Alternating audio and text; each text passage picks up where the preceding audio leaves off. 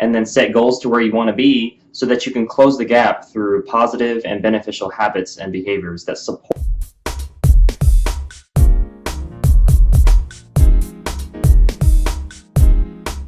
Hey, this is Lance McGowan. I have my friend Tanner Fergard here, and today we're covering part 16 of our Financial Stewardship Academy, exclusively available on YouTube.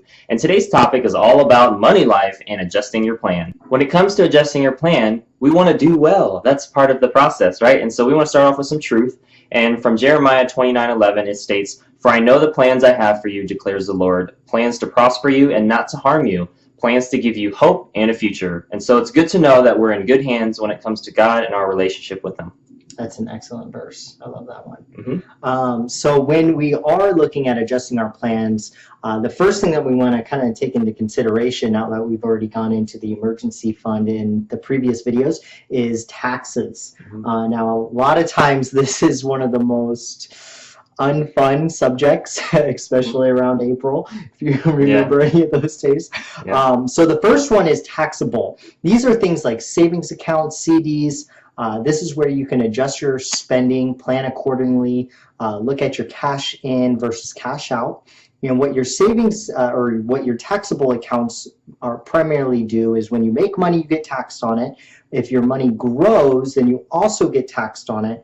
And then when you go to take that money out, you would also pay taxes on it. But what you're not seeing, because I know that the first thought is, well, I'm not paying, I'm not filling out a 1099 on my savings accounts and checking accounts and different things. If we were receiving higher rates of return on those accounts, you actually would. But since we're only getting pennies, the banks say, you know what, you can keep that. The next one is tax deferred. These are accounts like 401ks, IRAs, fixed annuities, savings bonds. This is where you can start really saving for your retirement. I know that crown.org actually has a great system that we're going to talk about in just a few minutes about as well that I want you to check out. Also, you want to make sure that you're increasing your savings for 6 months or your living expenses to at least $12,000 in your cash emergency fund.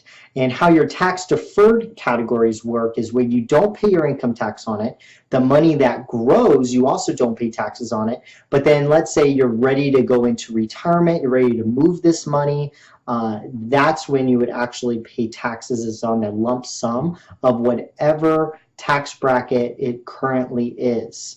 Yeah, so it sounds like there's a couple ways that you can invest. There's actually one more of the way that we'll talk about in another video. So that's good to know you have some options with regards to your finances. And a really great other option is to retake the MoneyLife Indicator Assessment at crown.org and revisit your life goals. And so you took it, earlier in one of the videos that we talked about, and once you hit that, that was great. And the purpose of the MoneyLife Assessment, again, is just this baseline where you're at, and then set goals to where you want to be so that you can close the gap through positive and beneficial habits and behaviors that support your ultimate goals. And so that's going to be really, really key.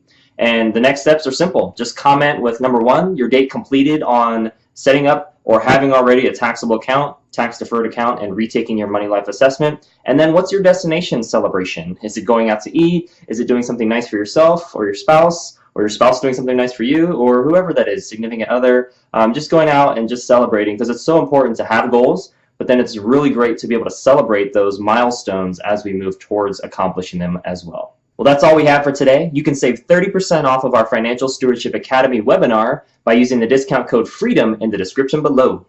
And make sure that you click the like button if you got some value out of today's video, and tap the share button if you know of anybody that can benefit from this financial education. And we'll see you in the next video.